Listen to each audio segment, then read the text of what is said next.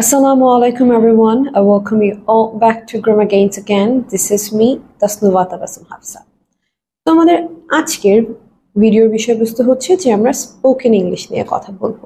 আমরা কিন্তু অনেকেই লিখতে জানি, পড়তে জানি, কিন্তু যখনই কথা বলার সময় আসে আমরা অনেকটা আটকে যাই, ফ্লুয়েন্টলি ইংলিশে কথা বলতে পারি না। তো আমাদের আজকের ভিডিওতে আমরা কয়েকটা ধাপ দেখব কিভাবে আমাদের কি প্রবলেম আমরা ফেস করে থাকতে পারি বা কিভাবে আমরা এটা ইমপ্রুভ করতে পারি। So our today's video will be about tips and tricks how to develop your spoken English. So without getting further ado, let's get back into the video. So আমাদের first point হচ্ছে how to learn speaking. এটার জন্য আমার tips থাকবে by listening. And when I say it, a lot of people will ask, "Eta ki possible?" And I think it's the best way to improve your speaking. How? আমাদের বাংলাদেশে আমি যদি একটা ছোট্ট এক্সাম্পল আনি, আমাদের বাংলাদেশে কিন্তু অনেক মানুষ কি হিন্দিতে কথা বলতে পারে, যেটা আমাদের একটা নেইবার কান্ট্রি, তাদের ল্যাঙ্গুয়েজ। সো আপনি আর আমি কিভাবে হিন্দি শিখেছি? আমরা কিন্তু শুনে শুনে by watching Bollywood movies or their shows, cartoons, serials, আমরা কিন্তু এভাবেই শিখেছি। আমরা কিন্তু কোনো একটা জিনিস আমরা কিন্তু কখনো হিন্দি লিখে শিখিনি। সো আমাদের মধ্যে একটা ভুল ধারণা আছে, যখনই আমরা ইংরেজির কথা বলি তো সেই ক্ষেত্রে আমরা মনে করি যে আমরা যত হয়তোবা লিখবো, গ্রামার প্র্যাকটিস করব, এর থ্রু আমার হয়তোবা স্পিকিংটাও বেটার হবে। বাট অ্যাকচুয়ালি ওইটার সাথে কিন্তু স্পিকিংয়ের কোনো কানেকশন নেই। যেভাবে আপনি হিন্দি শিখেছেন ঠিক এইভাবেই কিন্তু আপনার কি ইংলিশেও ডেভেলপমেন্ট আসবে আপনার স্পিকিংয়ের ক্ষেত্রে, যখন আপনি হয়তোবা হলিউড মুভিজ, সিরিজ, শোজ এগুলো দেখা শুরু করবেন। সো এই ক্ষেত্রে একটা বেনিফিট কি হয়? বেনিফিটটা এটা হয় যে আপনার যে প্রনাউন্সিয়েশন সেটা কিন্তু অনেকটা কি বেটার হয়ে যায়। আপনি অনেক ইংরেজি শব্দ শিখতে পারেন এবং টার্ম শিখতে পারেন। সো আরেকটা প্রবলেম যেটা আমাদের হয়ে থাকে যে আমাদের যখন স্টুডেন্টরা দেশের বাইরে যায়, সাপোজ ইউএসএ অর ইউকেতে, সো ওইখানের যে নেটিভ স্পিকার্স আছেন তারা কিন্তু একটা ব্রিটিশ ওর আমেরিকান অ্যাকসেন্টে কথা বলে। সেই ক্ষেত্রে আমাদের কি হয়, শুরুর দিকে আমরা তাদের অর্ধেক কথাই বুঝতে পারি না যে তারা কি বলছেন না বলছেন। সো আমরা যখন রেগুলার হলিউড মুভিজ অর ওদের টিভি সিরিজ দেখা শুরু করব, তো তখন কি হবে, আমরা একটা সময় শুনতে শুনতে আমরা ওদের যে অ্যাকসেন্টটা সেটা অ্যাডাপ্ট করে ফেলতে পারবো। আমরা সহজেই বুঝতে পারবো যে তারা কি বলছেন না বলছেন। সো আমি আবারও বলতে চাচ্ছি যে প্রথম আপনার জন্য টিপসটা হবে যে listen. The more you listen, the more you learn. You can watch Hollywood movies, TV series or any type of show.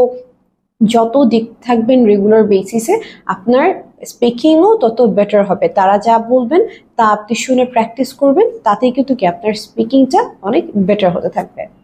Second point হবে how to automate your vocabulary. When I say automate, you guys might ask me, what does automate mean? Automate মানে হচ্ছে কোনো একটা জিনিস করে ফেলা automatically without giving ইট আ thought. যেমন এই ক্ষেত্রে যে ভোকাবুলারি কিভাবে আপনি অটোমেট করবেন সেটার ক্ষেত্রে আমার টিপস হবে যে রিপিট অ্যান্ড জাগল। ব্যাপারটা কি, হয়তো আপনি ধরেন আপনি কিছু একটা মুভি দেখছেন কিংবা আপনি কোনো একটা ইংলিশ টেপ রেকর্ড শুনছেন, সেখানে আপনি কোনো একটা ওয়ার্ড শুনেছেন, আপনি সেই ওয়ার্ডটা নোট করবেন, সেই ওয়ার্ডটাকে আপনি কি করবেন, মিনিং বের করবেন এবং সেটা বারবার রিপিট করতে থাকবেন যে আপনি কি শুনেছেন। ধরেন আপনি একটা লাইন শুনেছেন যে I was astonished to see him. এই অ্যাস্টনিশড মানে কি? এটার মানে হচ্ছে সারপ্রাইজ হয়ে যাওয়া, অনেক বেশি সারপ্রাইজ হয়ে যাওয়া। তো আপনি যখন এখন এই ওয়ার্ডটার মানে জানেন, এই লাইনটাই আপনি কি করবেন, বারবার রিপিট করতে থাকবেন। এতে কি হবে, আপনি এই ওয়ার্ডটার সাথে ইউজড টু হয়ে যাবেন। এটা কি কি ক্ষেত্রে ব্যবহৃত হচ্ছে সেটা তো আপনি কি জেনে যাবেন। And then what I said, juggle, অর্থাৎ এই ওয়ার্ডটাকে বিভিন্ন সেন্টেন্সে, বিভিন্ন সিনারিওতে চিন্তা করে আপনি নিজে নিজেই সেন্টেন্স তৈরি করতে পারবেন। প্রথমে যেহেতু আমি বললাম I was astonished to see him, then you can say I was astonished to see them, I was astonished to see her changes. এই যে আপনি সারপ্রাইজ হচ্ছেন একটা মানুষের পরিবর্তন দেখে।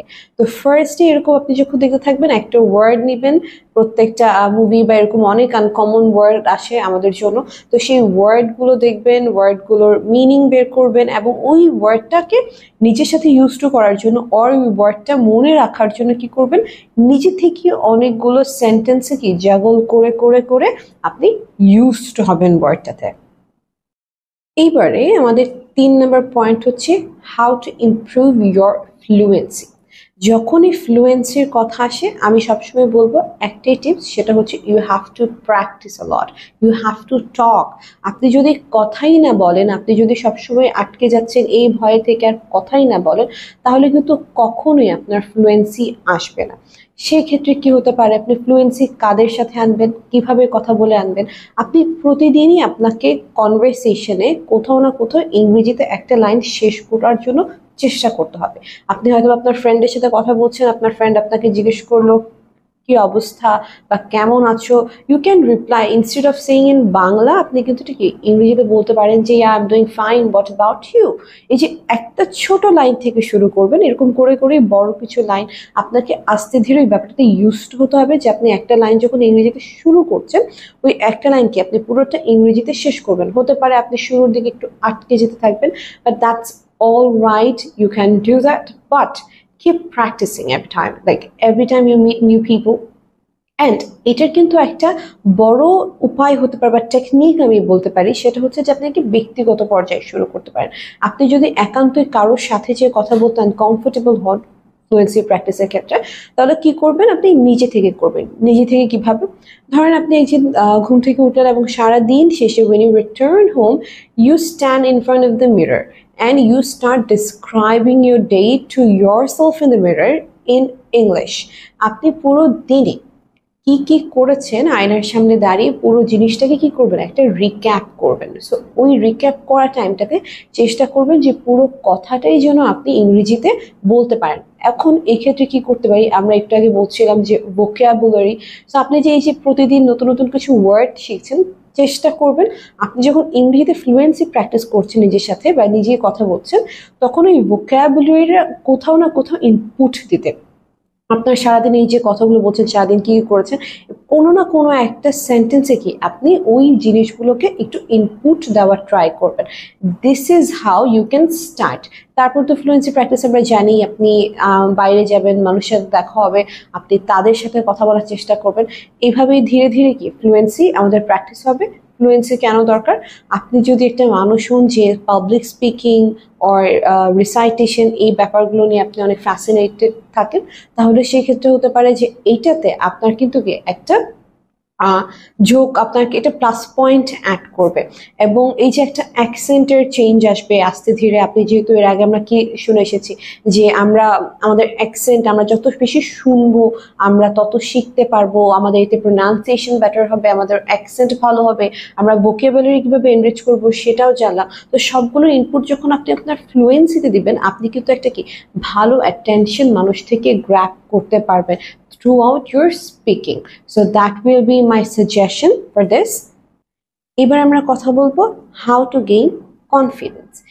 এই ব্যাপারে কিন্তু আমার টিপস থাকবে যে পুশ ইয়োর কমফোর্ট জোন। আমরা যখন একটু আগে কথা বলছিলাম আমাদের ফ্লুয়েন্সি নিয়ে, আমরা কি বলছিলাম যে শুরুতে কি আপনি নিজের সাথে প্র্যাকটিস করবেন, কিন্তু আপনি যদি খুব বেশি দিন ওই জায়গাতে আটকা পড়ে থাকেন এবং আপনি আপনার কমফোর্ট জোন ভেঙে মানুষ অব্দি না পৌঁছান, তাহলে কিন্তু কখনই অ্যাকচুয়ালি ইংরেজিতে কথা বলাটা শেখা হয়ে উঠবে না। You have to push your comfort zone, you have to go and interact with others. এই ব্যাপারে আপনাকে 4টা জিনিস সবসময় জেনে রাখতে হবে যে you have to interact with others and it's fine being nervous, it's fine making mistakes and you have to be okay with others লাফিং অ্যাট ইউর মিস্টেক। আপনি যখন শুরুর দিকে কথা বলবেন আপনি একটু নার্ভাস হবেন, আপনি কথা বলতে যে ভুল হবেই এবং অনেক সময় অনেকে হেসেও দিতে পারে, কিন্তু সেটার জন্য আপনি যদি সবসময় নিজেকে গুটিয়ে রাখেন যে আপনি ইংরেজিতে কথা বলবেন না, এটা কিন্তু আপনার নিজের ক্ষেত্রে আপনি নিজেকে ক্ষতি করছেন। তো প্রথমে কি করতে হবে, যেহেতু আমি বললাম যে নিজের সাথে কথা বলা হয়ে গেছে, তারপর আপনি আস্তে ধীরে আপনার বন্ধু বান্ধবের সাথে কথা বলা শুরু করবেন। প্রথম দিকে অনেক ভুল হবে, আপনার একটু নার্ভাস ফিল হবে, you will formal while you talking, একটু একটু আটকে আটকে বলবেন। এই দরকার হলে একটু সময় নিয়ে ইংরেজি লাইনটা শেষ করার চেষ্টা করবেন।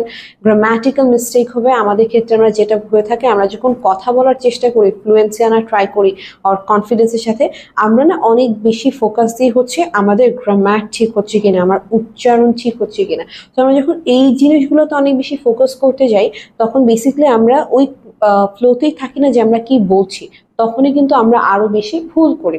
সো গ্রামার ঠিক হচ্ছে কিনা, আমার উচ্চারণ ঠিক হচ্ছে কিনা এইটাতে ফোকাস না করে আমরা কথা বলতে পারছি কিনা, আমরা যা বোঝাতে চাচ্ছি আরেকটা মানুষকে সেটা বোঝাতে পারছি কিনা সেইটাতে আমরা বেশি ফোকাস করব। এবং মাঝে মধ্যে এমনও হতে পারে অনেকে আমাদের ভুলে হাসতে পারে, but we shouldn't be focusing on that. Rather, we should be confident that at least I can speak.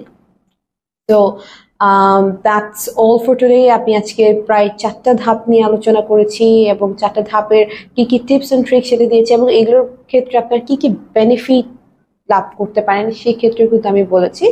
Well, that's all for today. I hope you find this video helpful, and do not forget to practice following all the steps I've talked about. And I really hope I'll get to see you all in my next video. Till then, take care.